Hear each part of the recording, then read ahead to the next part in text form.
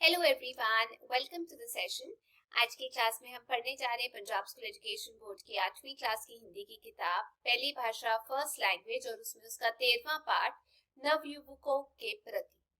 पहले हम इस कविता का सार समझेंगे, फिर डिटेल में कविता को समझेंगे और फिर इम्पोर्टेंट क्वेश्चन आंसर्स के बारे में चर्चा करेंगे। तो चलिए सार से शुरू करते हैं। इस कविता के अंदर कवि देश के युवाओं को संबोधित करते हुए कहता है कि हे युवाओं, सारे देश की दृष्टि उन पर ही लगी हुई है। सारी मानव जाति के गुणों की चमक तुम्ही में जगमगा रही है। तुम्हारे बिना देश के उद्धार में योगदान और कौन दे सकता है। तुम जरा देखो तो सही कि इस संसार में आजकल क्या हो रहा है। तुम जो कुछ भी शिक्षा प्राप्त करो उसे कार्य के रूप में बदल दो। तुम सब भक्त प्रहलाद की इस बात को मन में धारण कर लो कि युवावस्था में ही ईश्वर के प्रति अपने भक्ति भावों को मन में रखना है। प्राणियों का इंसान का जन्म बहुत कठिनाइयों से प्राप्त होता है और जिनको प्राप्त होता भी है तो वह बहुत देर तक नहीं रहता। जीवन जीते हुए दो ही रास्ते मिलते हैं, असंयम और संयम। असंयम का रास्ता बुरा होता है और संयम का अच्छा, लेकिन मन प्राय असंयम के रास्ते पर पहले चलने लगता है। इसका झुकाव उधर ही होता है। यदि इस रास्ते पर एक बार चलना शुरू कर दिया और तुम नहीं संभले तो फिर कभी भी नहीं संभल पाओगे। सदा सोच विचार कर अच्छे और सही मार्ग पर ही चलना सीखो। तो ये जो था ये था कविता का सार। अब हम चर्चा करेंगे, कविता को पढ़ेंगे और फिर कठिन शब्दों के अर्थ जो है वो जानेंगे। तो चलिए शुरू करते हैं पढ़ना। हे नवयुवाओं, देश भर की दृष्टि तुम पर ही लगी है। मनुज जीवन की तुम्ही में ज्योति सबसे जगमगी। दोगे न तुम तो कौन देगा योद देश उद्धार में। देखो कहाँ क्या हो रहा है आजकल संसार में। अब इसमें कठिन शब्द नवयुवाओं मतलब नवयुवकों या हम कह सकते हैं नौजवानों।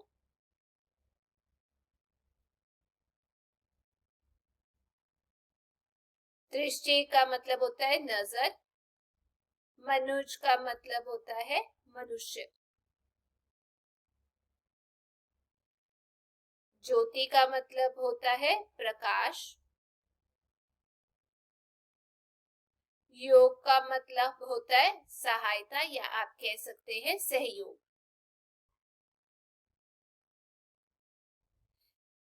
देशोद्धार मतलब देश का उद्धार करना। अब कवि ने देश के युवा वर्ग को संबोधित करते हुए उन्हें प्रेरणा दी है कि वे देश के विकास के लिए काम करें। कवि कहता है कि देश के नवयुवकों, सारे देश के लोगों की नजर तुम्हारी ही ओर लगी हुई है। मानव जीवन ने अब तक जितनी भी विशेषताएं समय के साथ साथ प्राप्त की हैं, वे सब प्रकाश तुम्हारे भीतर जगमगा रही है। तुम उन सभी गुणों और विशेषताओं से संपन्न हो। देश के उद्धार के लिए यदि तुम ही सहयोग नहीं दोगे तो फिर और कौन देगा। देश का उद्धार तुम्हारे ही हाथ में है। तुम सजग और सचेत रहो। तुम देखो कि इस संसार में आजकल सभी जगह क्या हो रहा है और कैसे हो रहा है। भाव है कि संसार की चाल को देखकर ही विकास के रास्ते पर आगे बढ़ा जा सकता है। कहने का मतलब कवि ने युवा वर्ग को प्रेरणा दी है कि वह समय की चाल को समझे और उसके अनुसार ही जीवन की राह में आगे बढ़े। आगे बढ़ते हैं यहाँ पर। जो कुछ पढ़ो तुम कार्य में भी साथ ही परिणत करो। सब भक्तवर प्रहलाद की निम्नोक्ति को मन में धरो। कौमार में ही भागवत धर्माचरण कर लो। यहाँ नर जन्म दुर्लभ और वह भी अधिक रहता है कहाँ। अब इसमें जो कठिन शब्द है वो मैं आपको बता देती हूँ। कार्य का मतलब होता है काम। परिणत का मतलब बदलना या आप कह सकते हैं परिवर्तन करना। वैसे ही भक्तवर मतलब भक्तों में श्रेष्ठ। निम्नोक्ति का मतलब नीचे लिखी उक्ति उक्ति या कथन। धरो का मतलब धारण करो या रखो। कौमार का मतलब कौमार, या फिर आप कह सकते हैं जो जवानी की अवस्था होती है जिसे हम बोलते हैं यौवन की अवस्था। भागवत मतलब प्रभु का। धर्माचरण का मतलब धर्म के अनुसार आचरण या व्यवहार करना, उसे हम बोलते हैं धर्माचरण। उसके बाद कठिन शब्द। निर्जन का मतलब इंसान का जन्म। दुर्लभ का मतलब होता है कठिन, और अधिक का मतलब होता है ज्यादा। अब इन पंक्तियों में कवि ने नवयुवकों को प्रेरणा दी है कि वे देश के लिए परिश्रम करें और उसे विकास के मार्ग पर आगे ले चले। कवि कहता है कि हे नौजवानों, तुम जिस भी विषय को पढ़ो उसे केवल पुस्तक के ज्ञान तक सीमित ना रखो, बल्कि उसे उपयोगी कार्य में भी बदलो। उस शिक्षा को इस्तेमाल करना सीखो। सभी युवक भक्तों में श्रेष्ठ प्रहलाद के नीचे लिखी इस पंक्ति को भी ध्यान में रखो कि युवावस्था के आरंभ में ही ईश्वर के नाम और धर्म के मार्ग पर आगे बढ़ने की आदत को अपना लो या ग्रहण कर लो। मानव जीवन प्राप्त करना बहुत कठिन होता है, वे आसानी से प्राप्त नहीं होता और बहुत अधिक देर तक रहता भी कहाँ है, अथवा मनुष्य का जीवन छोटा होता है। भाव है कि मनुष्य को भगवान के द्वारा दिए गए अपने छोटे से जीवन में कार्यों के साथ साथ ईश्वर के नाम की ओर भी बढ़ना चाहिए। या आप कह सकते हैं कवि का मानना है कि युवाओं को पढ़ने और कार्य करने के साथ साथ ईश्वर का नाम भी लेना चाहिए। आगे पढ़ते हैं। तीसरा, दो पथ असंयम और संयम है, तुम्हें अब सब कहीं। पहला अशुभ है, दूसरा शुभ है, इसे भूलो नहीं। पर मन प्रथम की ओर ही तुमको झुकावेगा अभी। यदि तुम ना संभलोगे अभी तो फिर ना संभलोगे कभी। अब इसमें कठिन शब्द है। पथ का मतलब होता है रास्ता। असंयम का मतलब संयम से रहित या अनियंत्रित। अशुभ का मतलब होता है बुरा, और शुभ का मतलब अच्छा, भला या कल्याणकारी या हितकारी, और प्रथम का मतलब पहल या पहले। अब इसमें कवि ने प्रेरणा दी है कि हमें अपने जीवन में उच्चता और श्रेष्ठता के लिए अच्छी राह को चुनना चाहिए। कवि कहता है कि हे युवाओं, तुम्हें जीवन में अब सदा ही असंयम और संयम नामक दो रास्ते मिलेंगे। कभी न भूलना कि पहला रास्ता बुरा और अकल्याणकारी और दूसरा अच्छा और कल्याणकारी है। तुम्हारा मन सदा की तरह तुम्हें पहले रास्ते की ओर झुकाएगा। हर मनुष्य को बुरा रास्ता जल्दी आकृष्ट करता है, पर ध्यान रखना कि यदि तुम अभी नहीं संभलोगे तो फिर तुम कभी नहीं संभल पाओगे। भाव है कि जब मनुष्य एक बार बुराई की राह पर बढ़ चलता है तो फिर आसानी से अच्छाई की राह की ओर नहीं बढ़ पाता। कवि ने प्रेरणा दी है कि मनुष्य को सदा जीवन में अच्छी राह पर आगे बढ़ना चाहिए, उसे बुरी राह छोड़ देनी चाहिए।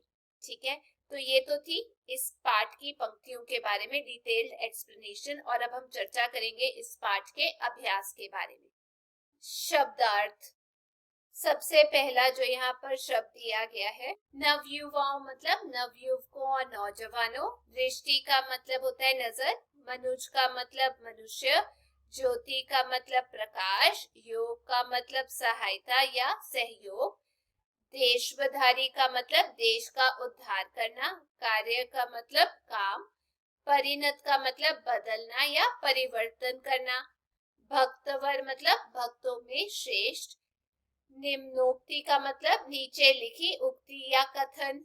धरो का मतलब धारण करो या रखो। कुमार मतलब कुमार या यौवन की अवस्था। भागवत मतलब प्रभु का। धर्माचरण मतलब धर्म के अनुसार आचरण या व्यवहार करना। नरजन्म मतलब इंसान का जन्म। दुर्लभ का मतलब कठिन, अधिक का मतलब ज्यादा, पथ का मतलब रास्ता, असंयम मतलब संयम से रहित, अनियंत्रित, अशुभ का मतलब बुरा, शुभ का मतलब अच्छा, भला, कल्याणकारी, हितकारी। प्रथम का मतलब पहले, विषय बोध। आगे कहा गया है इन प्रश्नों के उत्तर एक या आप दो वाक्यों में दीजिए। पहला प्रश्न है, इस कविता के कवि का नाम लिखो।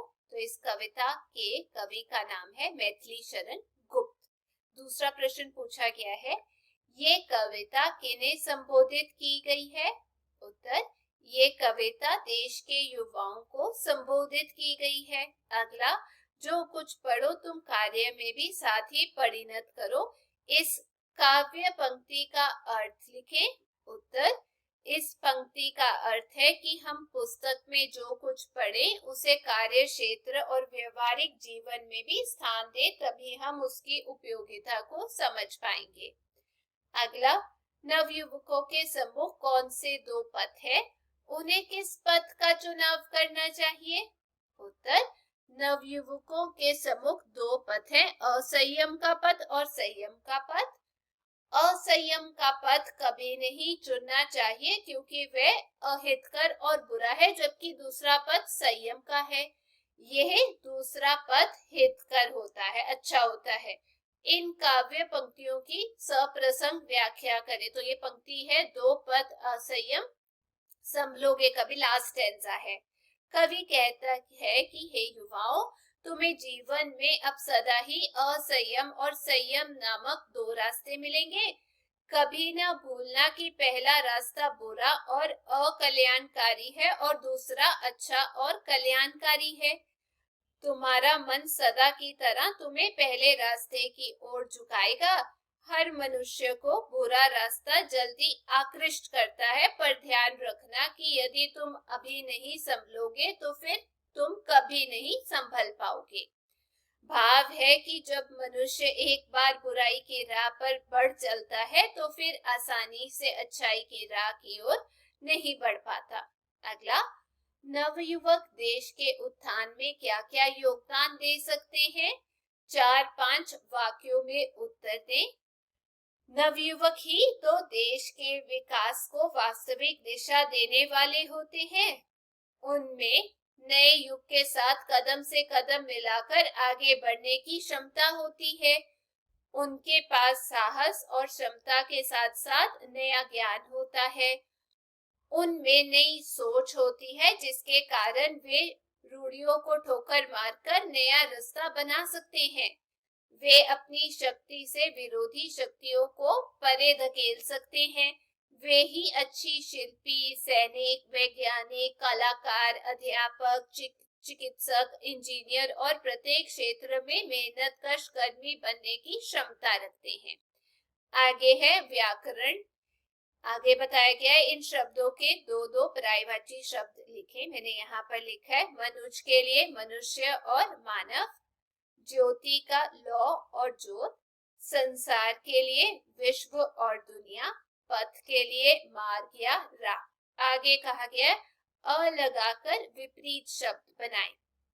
जैसे अ जोड़ संयम असंयम, अ जोड़ शुभ अशुभ, अ जोड़ धर्म अधर्म, अ जोड़ विश्वास वो हो गया अविश्वास। आगे कहा गया है, देश जोड़ उद्धार, धर्म जोड़ आचरण। इसी प्रकार नए शब्द बनाए, जैसे अ जोड़ उ ओ, निम्न प्लस उक्ति निम्नोक्ति, चंद्र जोड़ उदय चंद्रोदय, नव जोड़ उदय नवोदय, सर्व जोड़ उत्तम सर्वोत्तम, शुभ जोड़ उदय शुभोदय, सूर्य जोड़ उदय वो हो गया सूर्योदय, सर्व जोड़ उत्तम वो हो गया सर्वोत्तम, भाग्य जोड़ उदय वो हो गया भाग्योदय, मानव जोड़ उचित वो हो गया मानवोचित, रोग जोड़ उपचार वो हो गया रोग उपचार, हित जोड़ उपदेश हो गया हित उपदेश, अ जोड़ आ वो हो गया आ, कर्म जोड़ अनुसार कर्मानुसार, सत्य जोड़ अग्रह वो हो गया सत्याग्रह, युग जोड़ आदि वो हो गया युगादि, मरण जोड़ आसन वो हो गया मरणासन, न्याय जोड़ आलय वो हो गया न्यायालय, विरह जोड़ आतुर विरातुर, शुभ प्लस आरंभ शोभारंभ, नव प्लस आगत वो हो गया नवागत, प्राण प्लस आयाम वो हो गया प्राणायाम, देव प्लस आलय वो हो गया देवालय, हिम प्लस आलय वो हो गया हिमालय। तो ये थी आज की क्लास में। उम्मीद करती हूँ आप सबको ये पाठ कविता अच्छे से समझ आ गई होगी। यदि आपको वीडियो अच्छी लगी तो चैनल को लाइक शेयर सब्सक्राइब जरूर कीजिएगा। हम फिर मिलेंगे। Till then take care, bye bye.